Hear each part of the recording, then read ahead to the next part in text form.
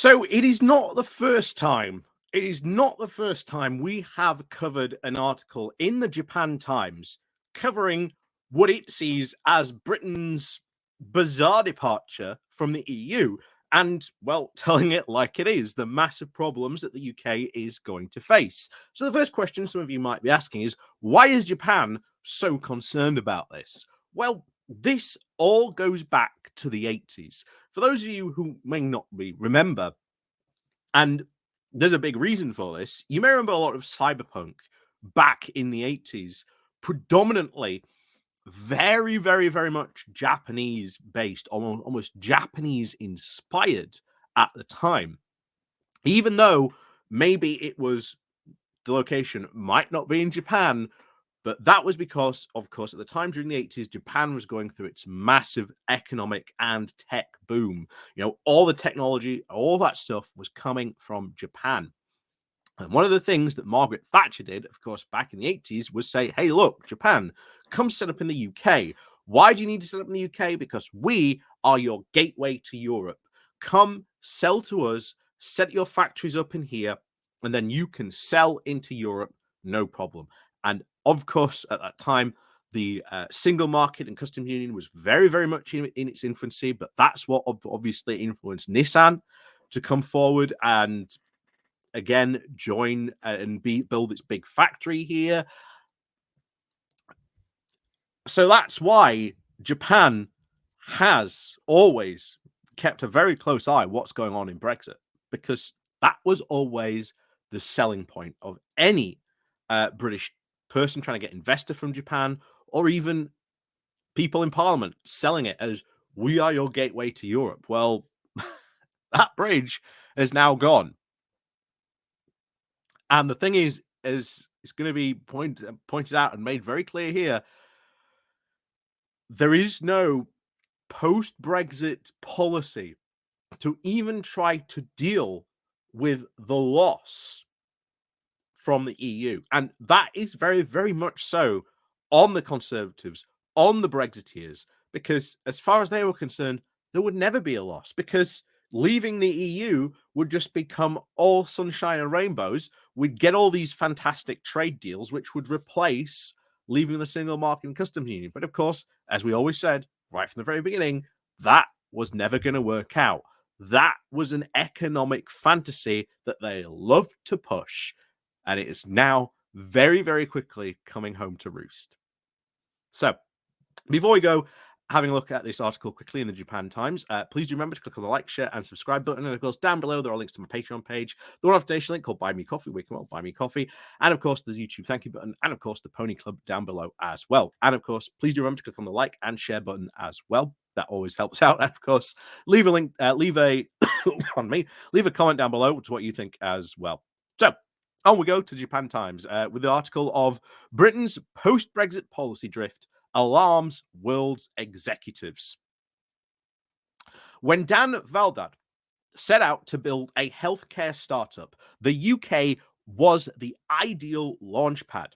But this was 2011, and the nation's deep network of medical research centres and the vast health services and patient data sets helped him expand his software platform, Humor Therapeutics, into a now $1 billion company. For the next $1 billion, he is looking elsewhere. Humor, which helps doctors monitor and analyze patient data, cuts across several sectors that the UK government has vowed to prioritize after leaving the European Union 3 years ago. But instead of creating these opportunities, Brexit and the political chaos that came with it have now fostered an environment that businesses say is increasingly difficult to work with. Valdad's opinions include moving investment to Germany or France, where French President Emmanuel Macron's team has reached out to him every few months to discuss his business opportunities.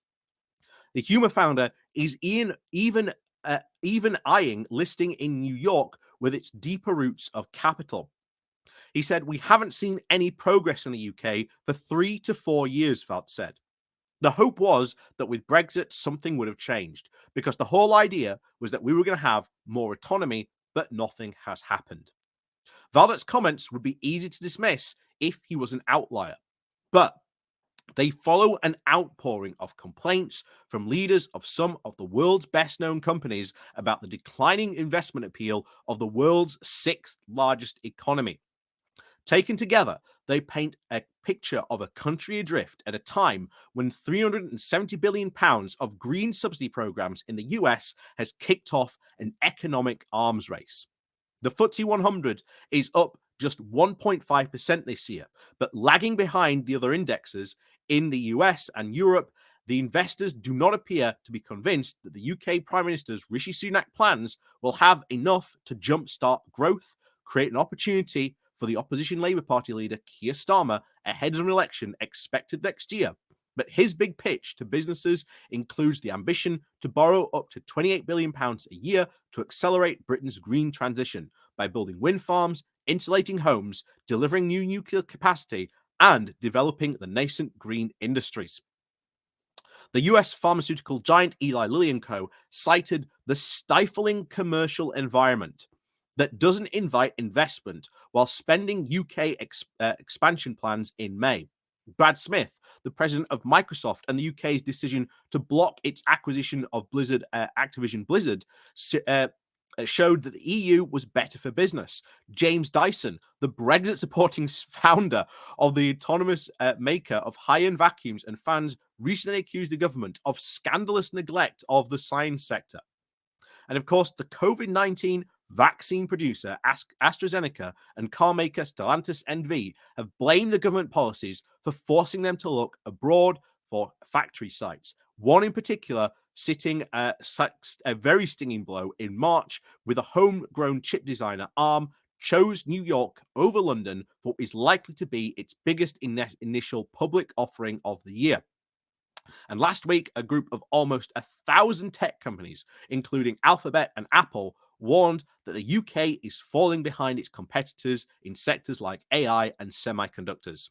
And the frustration will extend beyond those of the high-tech sector.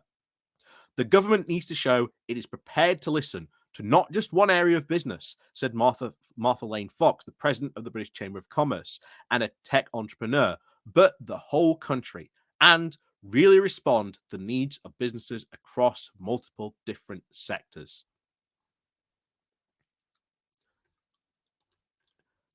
And I say this because where is this in our mainstream media? I say that with all general stuff. You have never heard of these complaints, of many of these. Some of them we have covered on this channel, but in the mainstream media, you don't hear this. You don't hear the fact that you have some of Britain's biggest companies saying, yeah, we are suspending all investment here in the UK and we are looking abroad. We are looking to go to Europe. We are looking to go to America. And we always said this would happen, especially now, as it pointed out, there is now this economic arms race with the Inflation Reduction Act kicking off in America. Just last year when it passed, there are now spades in the ground building the factories and green industries of the future. The EU already has a big package on the way for exactly the same thing that will probably as well get spades in the ground next year. And yet, what is our current government doing? It's doing nothing. Rishi Sunak, I love to talk about the tech sector. I love to talk about AI. But what's he actually doing? As I said just a couple of days ago, he is a do-nothing prime minister. And yet, this goes to show you, once again, they had no idea what they were doing. The whole Brexit experiment was based on this idea that if we left the EU, things would remain as normal. That being in the EU was just this extra thing that we really had, that we didn't need, was more fuss than anything else. So, if we get rid of it, it will be fine. Well, very quickly, as it is proving, as we always said, it would not be fine.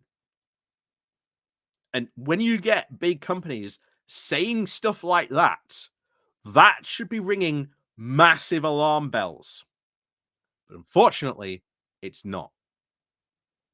And that's why, Labour's plan for its big, massive investments, that is exciting, because along with that comes things like the decarbonisation of the steel industry, big investment into tech, green economies, stuff the UK actually needs if it is going to compete in and around the world. Because I'll tell you now, if you do not do that, then all those companies or people setting up companies, no one's going to come and invest in the UK because, well, there's all that stuff going on in America for the subsidies and the stuff over there. There's all the stuff going on in Europe. Why should you come to the UK? So we'll see what happens. But once again, the Japan Times absolutely nailing it once again on Brexit. So, as always, thank you very much for watching, and please do remember to click on the like, share, and subscribe button, and the link down below for the Patreon page, the one-off station link called Buy Me Coffee, where you can buy me coffee, the YouTube thank you button, and of course the Pony Club down below as well. And as always, until next time, we'll see you very soon.